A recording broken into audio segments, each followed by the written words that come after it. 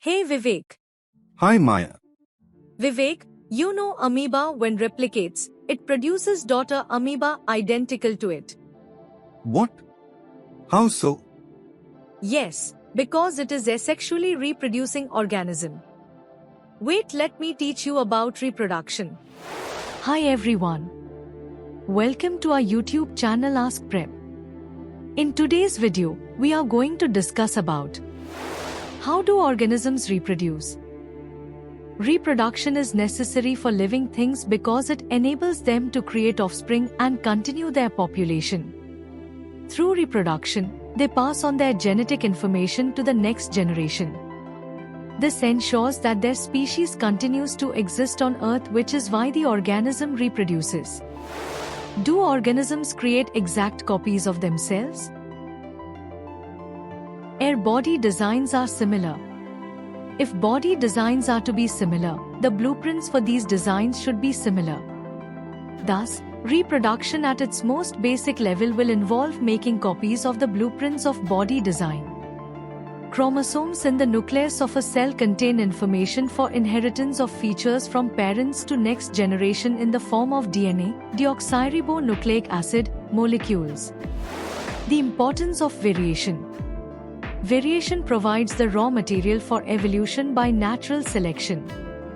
With genetic diversity, a population has a greater range of traits that can be advantageous in changing environments. When certain traits offer a reproductive or survival advantage, organisms with those traits are more likely to survive and reproduce, passing those traits to the next generation. Modes of reproduction used by single organisms. 1. Fission. Fission reproduction is a type of asexual reproduction in which a single organism splits into two or more separate organisms. This method of reproduction is common among single-celled organisms like bacteria, archaea, and some protists. 2. Fragmentation. Fragmentation is a type of asexual reproduction where an organism breaks into smaller pieces, or fragments, each of which can grow into a new, fully formed individual. This mode of reproduction is common among certain plants, fungi, algae, and some simple animals like sponges, worms, and starfish. 3. Regeneration. Regeneration reproduction is a type of asexual reproduction in which organisms regrow lost or damaged parts to form a new, fully functional individual. This mode of reproduction is remarkable because it involves the ability to regenerate complex structures and tissues from a fragment of an organism. 4. Budding. Budding is a type of asexual reproduction where a new individual develops from an outgrowth, or bud, on the parent organism. This process can occur in various types of organisms, including certain fungi, bacteria, and simple animals like hydras. Sexual reproduction. Sexual reproduction is a type of reproduction that involves a complex life cycle in which a gamete with a single set of chromosomes combines with another gamete to produce a zygote that develops into an organism composed of cells with two sets of chromosomes. Sexual reproduction in flowering plants. The reproductive parts of angiosperms are located in the flower. You have already studied the different parts of a flower: sepals, petals, stamens and pistil. Stamens and pistil are the reproductive parts of a flower which contain the germ cells. What possible functions could the petals and sepals serve? The flower may be unisexual, papaya, watermelon, when it contains either stamens or pistil, or bisexual, hibiscus, mustard, when it contains both stamens and pistil. Stamen is the male reproductive part and it produces pollen grains that are yellowish in color. You must have seen this yellowish powder that often sticks to our hands if we touch the stamen of a flower. Pistil is present in the center of a flower and is the female reproductive part. It is made of 3 parts. The swollen bottom part is the ovary, middle elongated part is the style, and the terminal part, which may be sticky, is the stigma.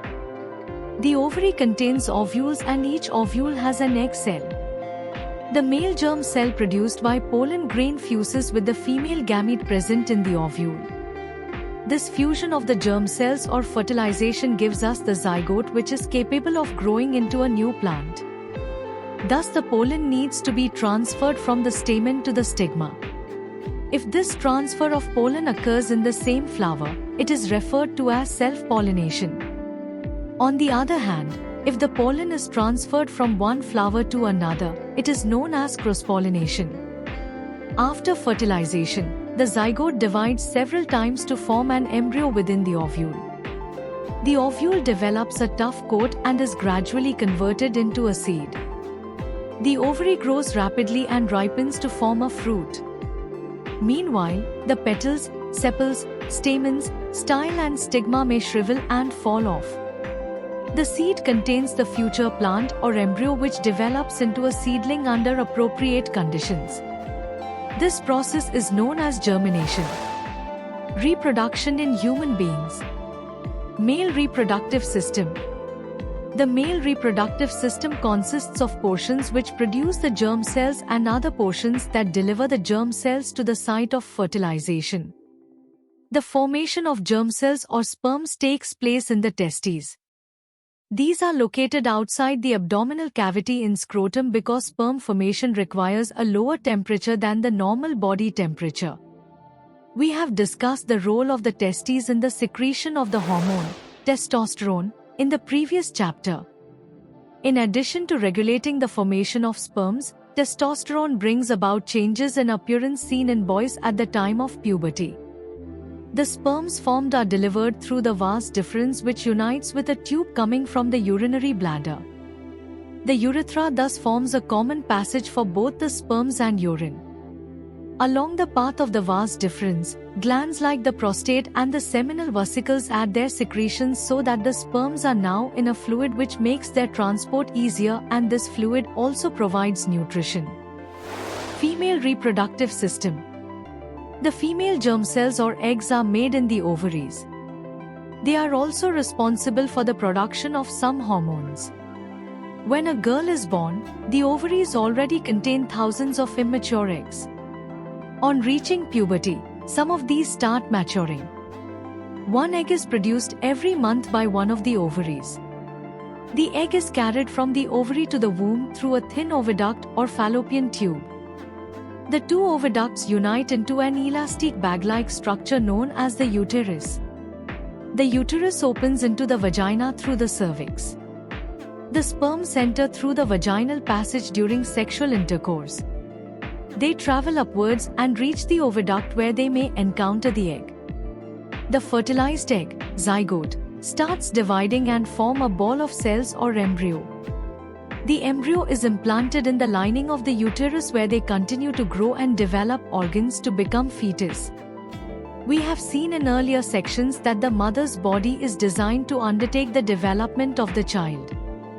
The developing embryo will also generate waste substances which can be removed by transferring them into the mother's blood through the placenta. The development of the child inside the mother's body takes approximately 9 months. The child is born as a result of rhythmic contractions of the muscles in the uterus. Maya, it's funny how this conversation turned into a class. Yes, I learned it at Ask Prep. I will also subscribe to their channel. Thanks for joining us today. We'll continue making these knowledgeable videos for you in future. Until then, stay curious, stay informed, and stay safe.